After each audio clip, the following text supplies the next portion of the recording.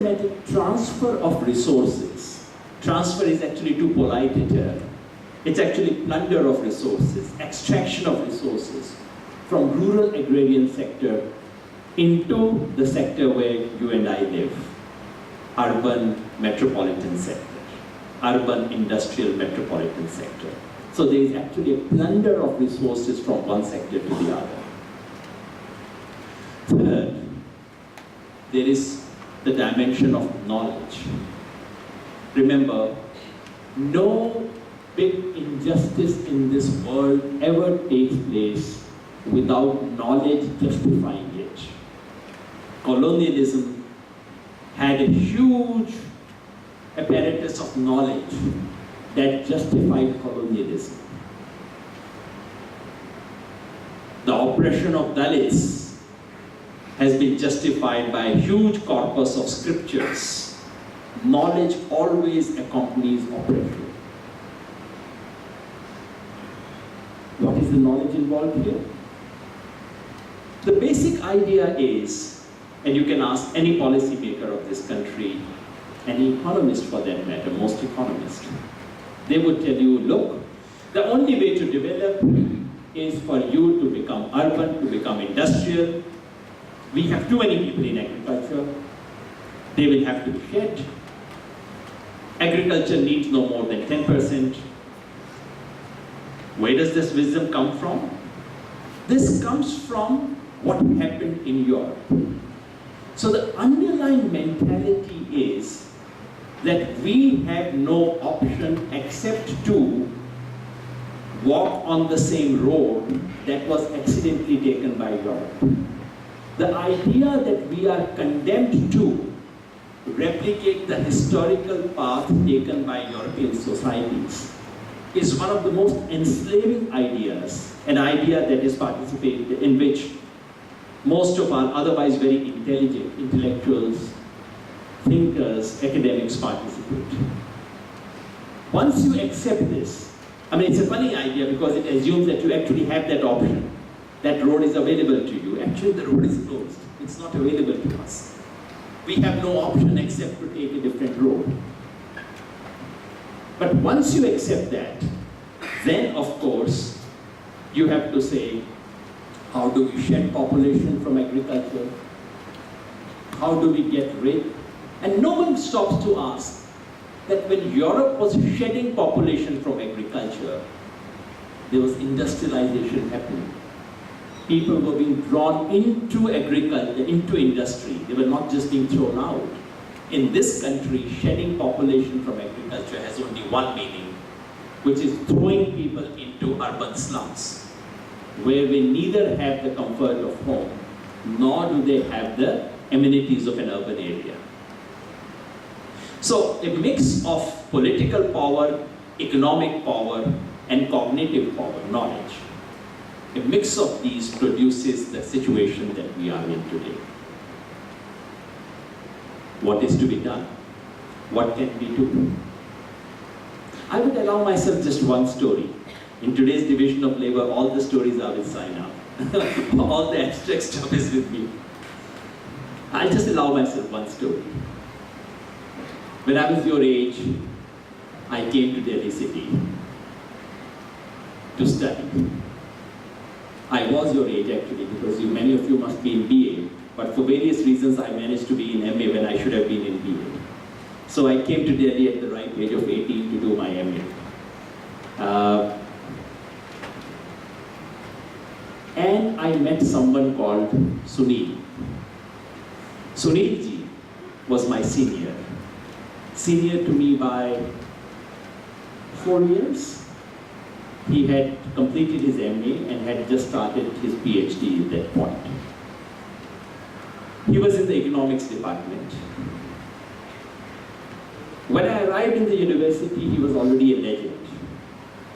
He was a legend for two reasons. One, because his scores were astonishing. He had an A+ in all the courses. Now, getting an A+ in JNU CSP those days used to be a very, very big thing. So Sunil was looked up as someone who had all A+. The other thing that made him a legend was that he lived like an ordinary farmer on JNU campus.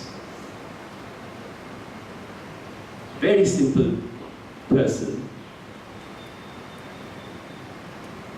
Would read Gandhi. He taught me Gandhi and Lohia. He was in campus politics. So by the time I finished MA, I was so deeply influenced by him, and through him I came in touch with Kishan Patnaik, through Sachidanand Sinha, through him I read Gandhi, through him I understood some of the things that I speak today. By the time I finished MA, Sunil had decided not to finish his PhD. He still had very good grades. So his supervisor called him and said, look, I'll write you a letter of recommendation. You can go to any American university, forget this JNU PhD right now. I'll write you a letter of recommendation, you'll get admission in any American university, do your PhD, and then बाद में कुछ भी कर लेना, क्रांति जो कर. Sunil said no, and he went from JNU to live in a village in Madhya Pradesh, in an Adivasi village. This was 1984, 85, he was there he relocated from JNU to this village in Hoshangabad district, Itarsi Tehsil. Everyone on the campus said, यार ये कहने की अच्छी बातें होती हैं, देखना 6 महीने में वापस आ जाएगा. I wasn't sure because I had seen Sunil. He was made of different stuff. He lived there for 30 years. He spent his entire life in that village, Kesla block of Hoshangabad district. Did not just live there, he organized the Adivasis. Through Sunil, I saw what it means to be on the other end of India, that is Bharat. I can't forget one of my visits to Kesla. He said, "Jungle mein chaloge, ek cheez dikhata hu." I said, fine. So we went into that forest, very deep forest. These are one of the thickest forests in India. Very deep forest, where there is something called proof range. What is a proof range? Proof range is a place where the Indian army tests its gola barud. So they actually use shells, they test it out whether they are working well or not. And so after getting 2 or 3 kilometers into the jungle, by the time I thought we had lost all sense of direction and so on, we come to this place where bomb shells were landing. Why was I taken there? Not to see the pleasures of bomb shelling. I had seen that in my childhood. I used to live next to Indo-Pak border. The reason he wanted me to see that was that there were hundreds of Adivasi children and young men there. They would wait for a shell to explode, and before the next one could be fired, they would go and collect metal pieces. Copper hota. They would collect those metal pieces and they would then go and sell it in the market. This was their livelihood. Needless to say, many of them failed to understand the time gap between 2 shells, and you know what happens after that. Needless to say, many of that shells never exploded, and they exploded only when someone picked them up. There was a newspaper story on this, nothing secret, nothing hidden about it. That's when I saw the other end of India.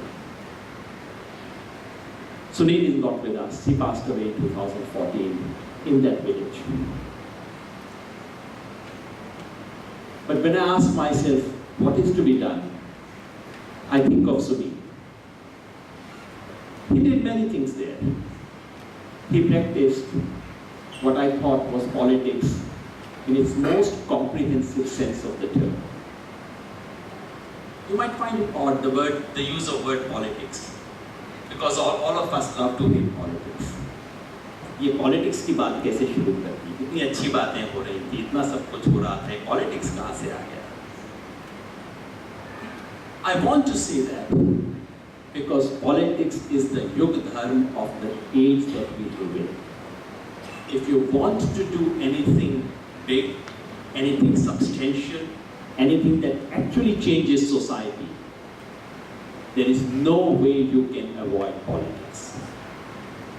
But by politics, I do not mean only forming political parties and contesting elections.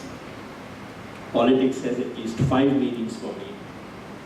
And let me rattle that off and then shut up, remembering Sunil. First, politics is about forming governments, removing governments, fighting elections, making sure that someone else wins, making sure that someone loses, especially when you think that there is a danger to the very foundations of your republic, then you know what you should do electoral politics for. But that's only one of the things of politics. Second, politics is about struggle, is about achieving justice, is about leading movements, is about organizing, is about fighting for just causes, fighting against all the things that P.Sainath was talking about, the inequality, the vulgar inequality in our society. Third, politics is also about doing something good right away, constructive work. In Narmada Bachao Andolan, apart from the struggle and everything, they have started something called Jeevan Shala. They actually got the kids from that society and opened new kinds of schools. They educate. So Narmada Bachao Andolan is not just about Jindabad Murdabad. It's also about actually new forms of education that they launched. Fourth, politics is about knowledge, knowledge creation, questioning those models of knowledge which are out here to justify hierarchies, inequalities, and injustice, and to create new forms of knowledge that would be the basis for a just society. And finally, I know many of you would find it very, very odd. Politics is about connecting to your inner self, having a harmony with your inner self. The trouble of today's society is that we have given away these 5 jobs to 5 different agencies. We have given the job of fighting elections to political parties. They become election machine, they do nothing except fighting elections. And for 4.5 years, they just wait for the next election to arrive. The job of struggle has been handed over to professional protesters like me, who get up every morning and say, okay, so what should I protest about? That's also a pathology. The job of knowledge creation, the job of constructive work has been handed over to NGOs, at least half of whom are shops. Like any shopkeeper, they look at their profit, they look at their bottom line, they look at grants, they look at money, and so on. The job of knowledge creation has been given to universities. I know I'm in an academic institution and I run the risk and I have to go back after shaking hands with the faculty. But allow me to say that knowledge is the last thing that you can trust universities with. They're too busy giving degrees and holding classes and doing exams. Knowledge is almost the last thing. I mean, there are exceptions, and of course I should say St. Stephen's is an exception. But usually, knowledge is the last activity that takes place on university campus. They should not be trusted with such a serious responsibility. And finally, the job of connecting to the inner self has been given to Babas, one of whom he mentioned. in passing. You know who he was talking about. And these Babas, if I'm not offending any of you, so I'll keep it to conservative proportions, at least 50% of them are frauds.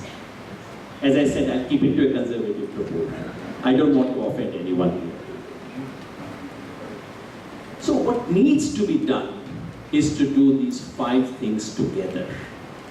That is politics of a transformative kind. That is the Yogendra. And allow me to spell out one concrete things that you and I can do in the next few months in order to practice that kind of politics. Elections, government, I would not ask you to join my party. I would not ask you to contest elections. But can we all do at least one thing? This 2019 is going to be not an ordinary election for this country. In many ways, the fate and the future of our republic is to be decided in the next few months. And there are 2 options. One is Jawan or Kisan. Either this country has elections on the issue of youth and farmers and workers, in which case, whoever wins this, in a university setting, I don't want to talk about who should win, who should not win. Whoever wins, India wins. If this election is contested on the issue of Jawan and Kisan. Otherwise, you know what's going to happen. Otherwise, it will be fought on the issue of Hindu or Muslim. In which case, no matter who wins the election, India loses. So can we all do one thing?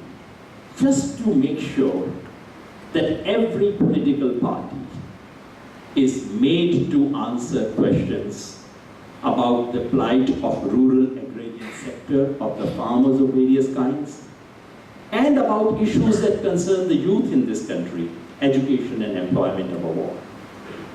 That's something all of us can do. You might wonder, how can we do that? Well, decide to give 1 hour on social media every evening and contact me after the class, after this lecture. I'll tell you what to do. There's a lot that all of us can do. Number 2, struggle. What can we do about struggle? 30th of November is when farmers from all over the country are marching into Delhi city. They will start marching from 50 kilometers away, some would start marching from 100 kilometers away, and they all walk into Delhi city on the 30th of November. Do you want to join the volunteers group which would help them? Which would provide them medicine if necessary, which would give them directions where necessary? You need thousands of volunteers to be able to manage that. You can join them group. You can be there to welcome them and say, we are from an English-speaking college, but our heart beats for you. There is no difference. We are with you.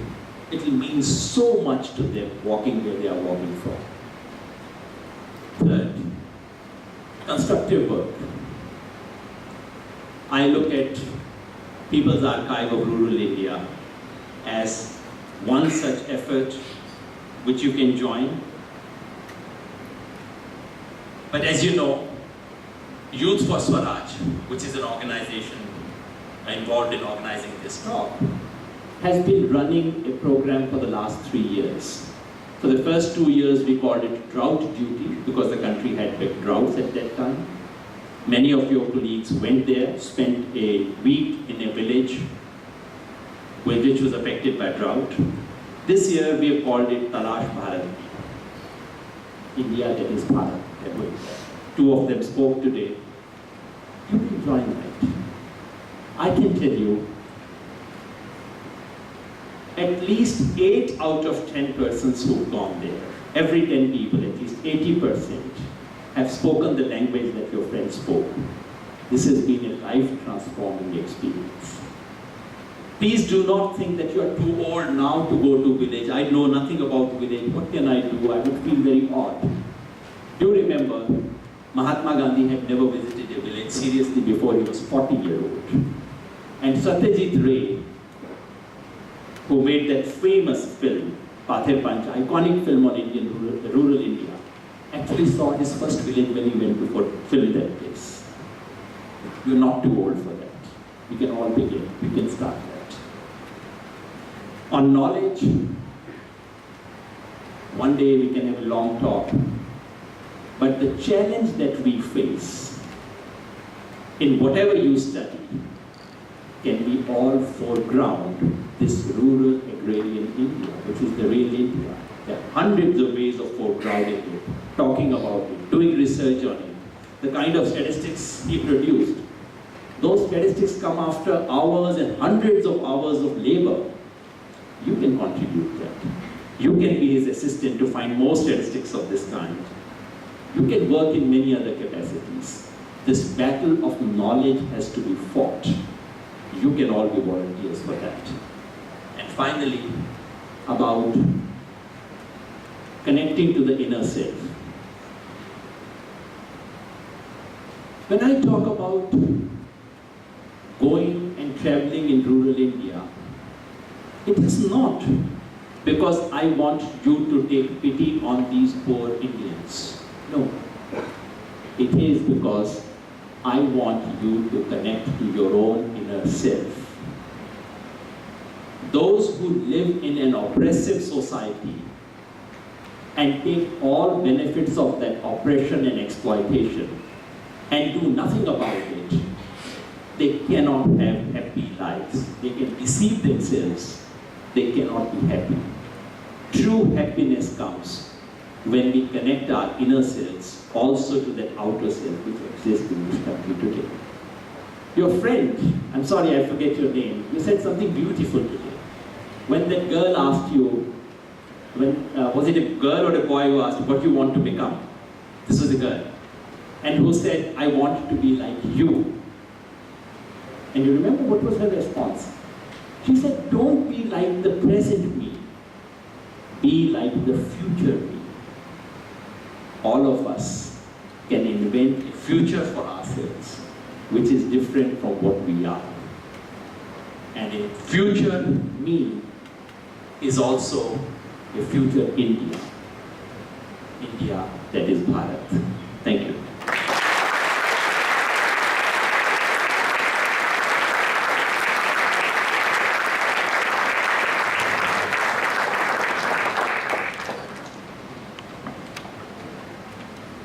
Both the speakers, Professor Yogendra Yadav and Mr. P.Sainath, for throwing enough light on the theme of our discussion. Now we would like to open the floor for questions from the audience. You are requested to raise your hands in order to ask a question.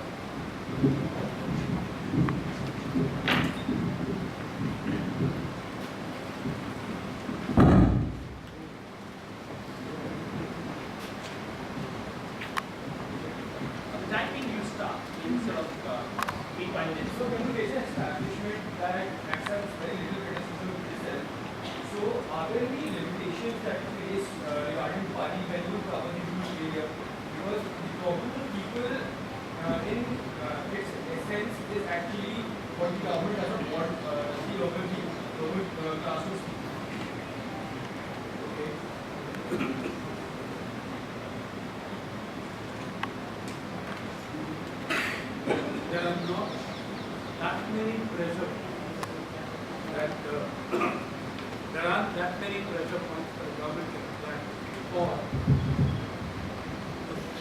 for a very simple reason.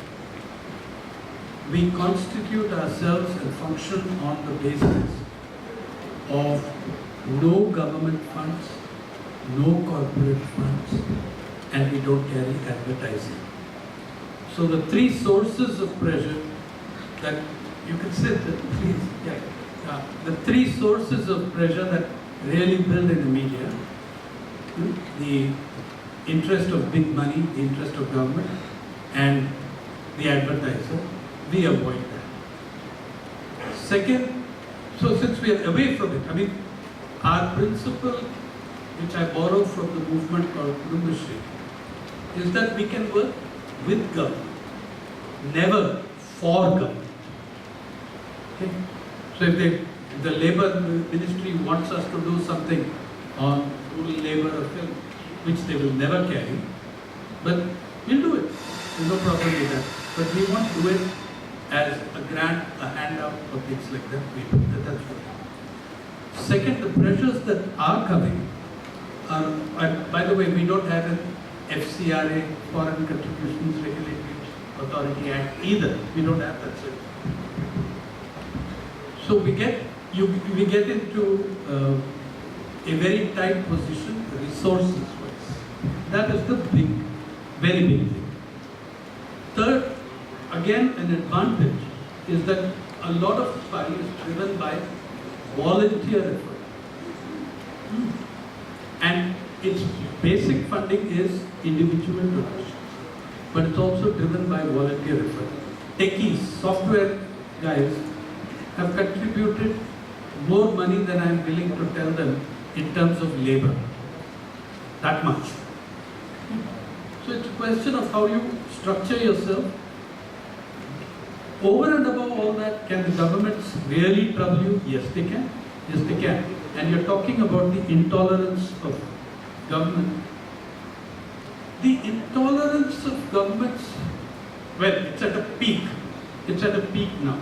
I do not remember, as I was General Secretary of the Students' Union during the emergency. Though, of course, I was in the deep south, where it didn't have the kind of impact and problems that you had up north. But I do believe that the level of intellectual intimidation I see today is greater than anything I saw at that time. That is absolutely correct. And now the question is, what can you do about it as a media? As Pari, I told you what we're doing. In the larger media, there is a problem. It's very central. Who owns your media? The richest men in the country are the owners of your media. But there's a third aspect to it. These policies which I spoke about, the policies that favored Mr. Ambani over his rivals, etc. Remember one thing, all your big media owners are the biggest beneficiaries of those policies of privatization of public resources that have. Suppose you privatize spectrum tomorrow. Who are the gainers? The Tatas, Birlas, Ambanis, mining, same names plus Adani, oil and natural gas, usual suspects. These are the people who own your media. There is no incentive for them to at all fight beyond a point. Yeah. In my understanding, the journalism is a very different thing from media. Media are structures, they're entities. But journalism itself has been so co-opted into the kind of corporate media we have. Essentially, journalism boils down to two schools today. There is journalism and there's stenography. And 80% of what you get in your media is essentially stenography.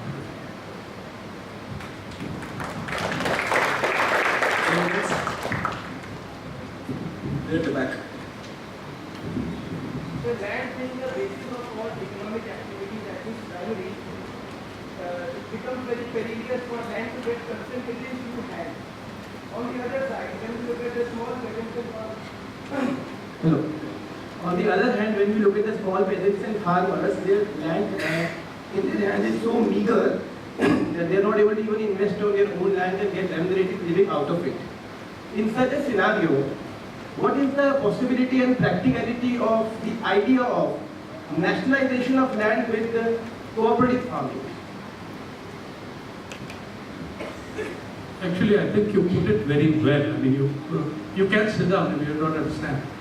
You put it very well. It is a serious question. On the one hand, concentration in a few hands is